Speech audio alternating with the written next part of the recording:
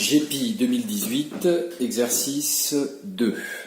Alors, partie A, question A1, compléter l'arbre avec les probabilités correspondantes. Donc la probabilité que Julien loue une paire de skis est de 0,7. Donc ici on écrit 0,7.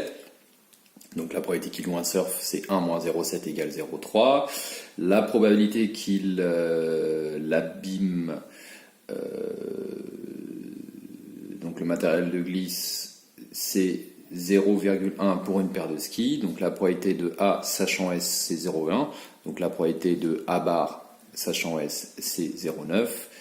La probabilité qu'il abîme pour un surf, c'est de 0,2. Donc la probabilité de A sachant S bar est 0,2. Et donc la probabilité de A bar sachant S bar sera 0,8.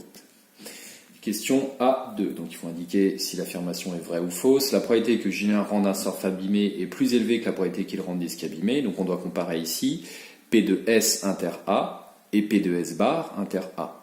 P de S inter A va être égal à P de S fois P de A sachant S, c'est-à-dire 0,7 fois 0,1 égale 0,07. Et P de S bar inter A, c'est P de S bar fois P de A sachant S bar. Donc 0,3 fois 0,2 égale 0,06. Ainsi, la probabilité qu'il rende un ski abîmé est supérieure à la probabilité qu'il rende un surf abîmé. Donc la proposition est fausse. A2B, la probabilité que Julien rende le matériel en bon état vaut 0,7 P de 1 plus 0,3 P de 2. Alors la probabilité qu'il rende en bon état, c'est-à-dire P de A bar ou P de B, eh bien c'est la probabilité qu'il le rende en bon état et qu'il ait loué un ski, plus la probabilité qu'il le rende en bon état et qu'il ait loué des surfs. C'est-à-dire la probabilité de louer des skis fois la probabilité qu'il le rende en bon état s'il a loué des skis, et la probabilité qu'il loue un surf fois la probabilité qu'il rende en bon état s'il a loué un surf. Donc on obtient 0,7 fois 0,9 plus 0,3 fois 0,8. Ce qui donne au final, donc 0,7 en fait fois 1 moins P de 1, plus 0,3 fois 1 moins P de 2. Donc l'expression est fausse. Ce qui est calculé ici, 0,7 fois P de 1 plus 0,3 fois P de 2, en fait c'est la probabilité que Julien rende le matériel en mauvais état justement. Donc la deuxième est fausse. A2C. Julien rend le matériel abîmé, la probabilité qu'il s'agisse de ski vaut 7/13e. Donc ce que nous demande de calculer ici, c'est la probabilité qu'il s'agit des skis s'il rend le matériel abîmé, c'est-à-dire P de S sachant A. C'est-à-dire c'est P de S inter A divisé par P de A. Soit 0,07 qu'on a déjà calculé, divisé par justement 0,7 fois P de 1 plus 0,3 fois P de 2. C'est-à-dire 0,7 fois 0,1 plus 0,3 fois 0,2.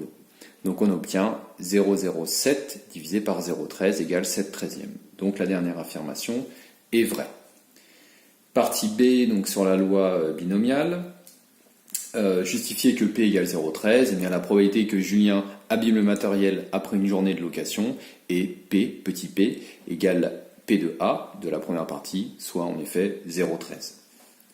Donner en fonction de n la probabilité P3 que Julien n'abîme jamais le matériel au cours de la saison. C'est donc la probabilité que la variable grand X est égale à 0, c'est-à-dire 0 parmi n fois P puissance 0, 1 moins P puissance n. Donc on obtient, puisque 0 parmi n vaut 1 et que 0,13 puissance 0 vaut 1, on obtient 0,87 puissance n. On note Mn le montant en euros que Julien devra débourser en moyenne pour les réparations pendant la saison. Exprimer Mn, indice n, en fonction de n. Alors, il faut donc Mn, ce sera 5 euros fois le nombre moyen de journées où le matériel aura été abîmé.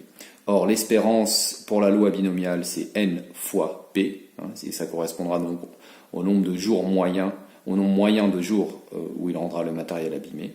Donc on obtient au final Mn est égal à 5 fois n fois p, c'est-à-dire 5 fois 0,13 vaut 0,65. Donc on obtient Mn égale 0,65 fois n, le nombre de jours de location. L'équipementier propose de souscrire une assurance à 10 euros. A-t-il intérêt à souscrire l'assurance s'il loue 12 fois le matériel? Eh bien on calcule M12, c'est-à-dire 0,65 fois 12, on obtient 7,80 € qui est inférieur à 10 euros. Donc Julien n'a pas intérêt à souscrire l'assurance pour 12 jours de location. Question B4B. À partir de combien de locations deviendra-t-il rentable pour Julien de souscrire à l'assurance? On doit résoudre Mn plus grand que 10, c'est-à-dire 0,65N plus grand que 10, c'est-à-dire N plus grand que 10 sur 0,65, soit à peu près 15,4. Donc c'est au bout de 16 jours de location que ça devient intéressant pour Julien de souscrire l'assurance. Partie C, donc sur la loi normale des intervalles de fluctuation. Donner l'intervalle de fluctuation asymptotique I au seuil de 95%, eh bien ce sera donc 0,1 moins racine de 0,1 fois 1 moins 0,1, c'est-à-dire 0,9, divisé par racine de n, c'est-à-dire racine de 85. Ça c'est pour la borne inférieure, et pour la borne supérieure, que vous avez vu donc bien sûr en cours, c'est 0,1 plus racine de 0,1 fois 0,9, le tout divisé par racine de 85.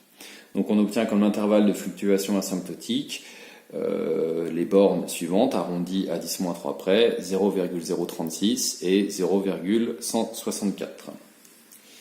L'équipementier constate que dans le lot, 11 paires de skis sont rendues abîmées. Peut-on dire que, au risque de 5%, que la fréquence des paires de skis rendus abîmés confirme l'affirmation de l'équipementier? Eh bien, donc,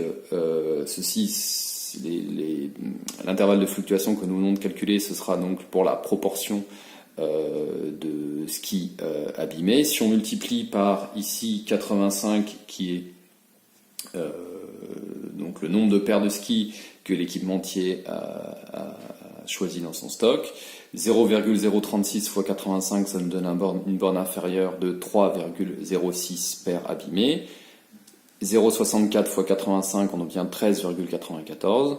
Donc on obtient un intervalle de fluctuation pour le nombre de paires de skis abîmés de 3,06 et 13,94. Or 11 appartient à cet intervalle, donc l'affirmation de l'équipementier est confirmée.